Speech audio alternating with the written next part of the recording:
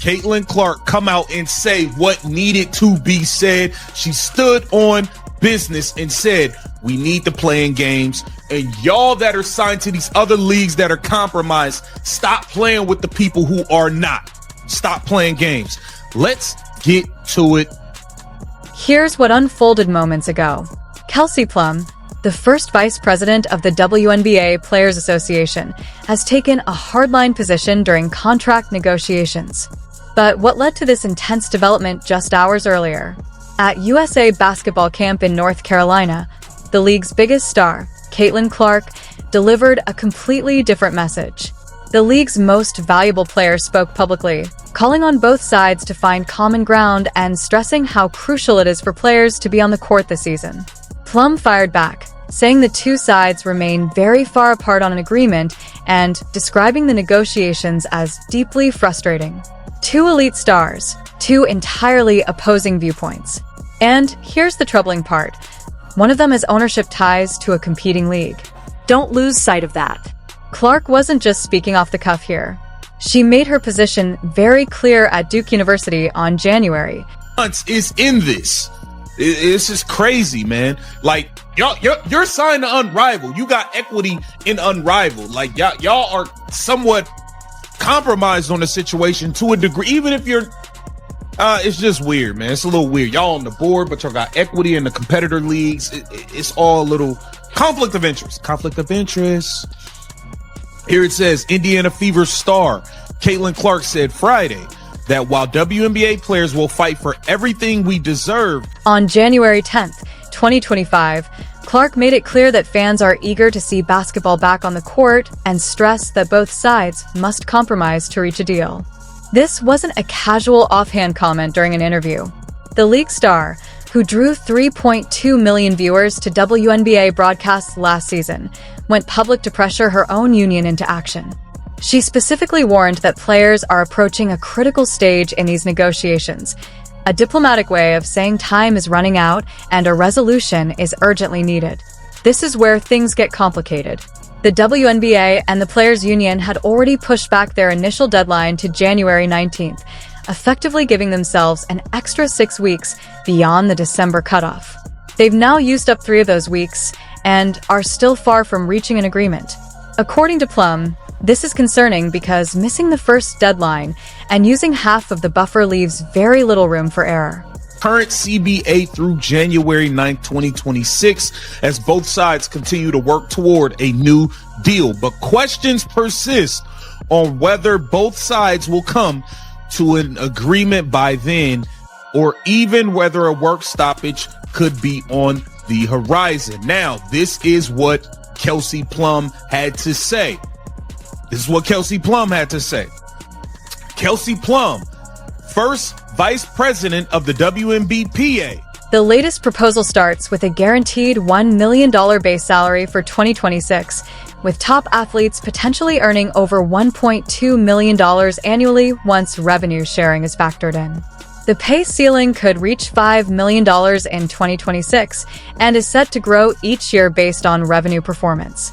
By comparison, the current maximum salary is just $241,984. This marks a substantial increase, effectively more than quadrupling the earning potential for elite players. However, the union is pushing for more than just higher salaries.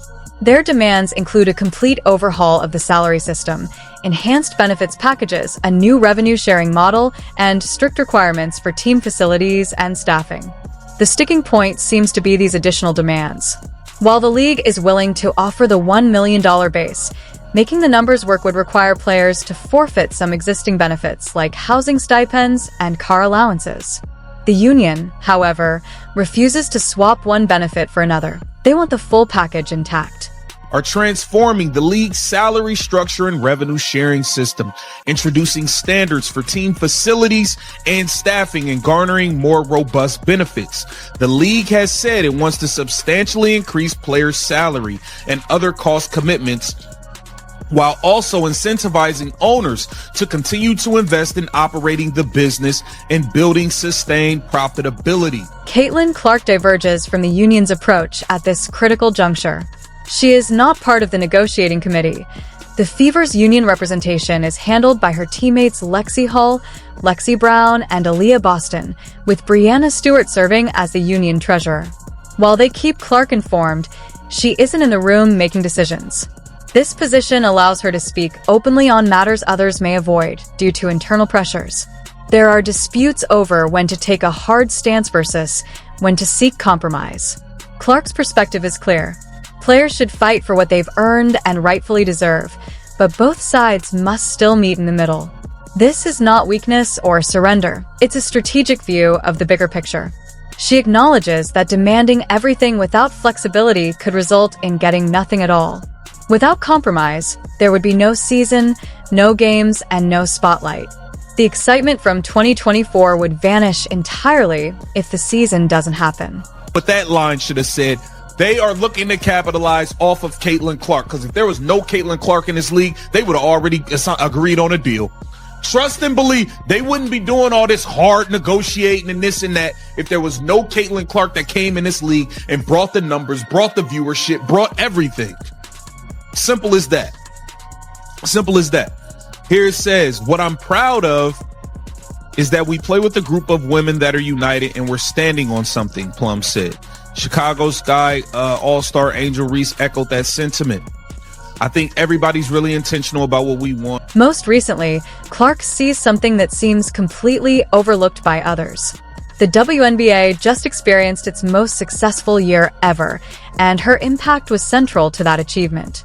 Fever Games attendance skyrocketed virtually overnight. The league shattered all previous viewership records, and merchandise flew off the shelves. Corporate sponsors lined up in response. This wasn't a slow, gradual rise. It was a sudden explosion, and the basketball world widely recognizes that Caitlin Clark was the driving force behind it.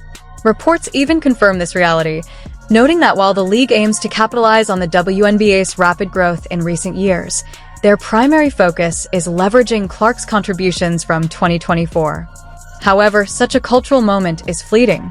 Casual viewers who recently discovered the WNBA will quickly move on to something else if there is number 2025 season. The excitement fades and the momentum disappears entirely. This is the harsh reality that few want to admit. For most of these players, a moment like this may never come again. It's their opportunity to secure life-changing earnings, and Clark is warning them not to jeopardize it by being completely inflexible. Kelsey Plum, however, sees things differently. She insists that players are standing firm on their values and remain fully united. Angel Reese echoed this sentiment, emphasizing that the players are sticking together and carefully considering what they want. This is classic union solidarity language, exactly the type of rhetoric you hear when a group is gearing up for a serious negotiation. Let's address the major issue that few are willing to confront directly.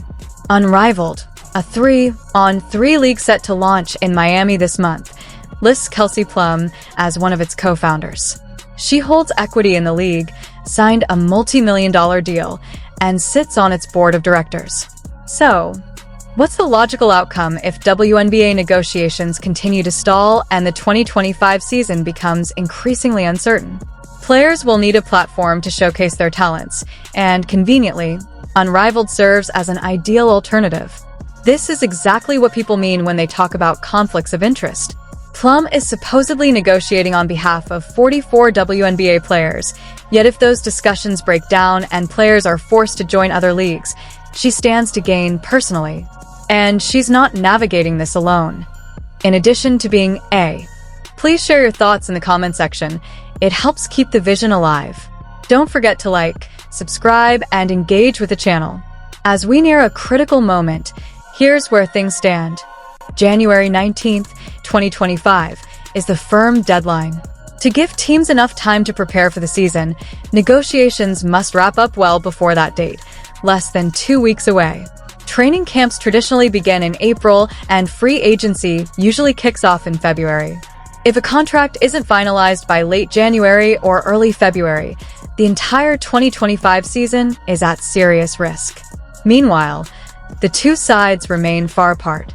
Recent reports indicate that Caitlin Clark is publicly urging both parties to reach an agreement and find common ground. According to statements from union leadership, she stresses that This is arguably the most critical moment in WNBA history, and Clark emphasizes that ensuring players are on the court this season is essential. She openly acknowledges that if owners impose a lockout or players stage a strike, a complete work stoppage could occur. Moreover, she is actively working to prevent that extreme outcome, positioning herself as the more responsible voice in these discussions. Kelsey Plum, by contrast, is taking the opposite approach. She continues to highlight how frustrating and difficult the negotiations have been, and how far apart the two sides remain. Her rhetoric reinforces the notion that players are united and steadfast in their core beliefs, a message typical of those preparing for a full-scale confrontation, not seeking compromise.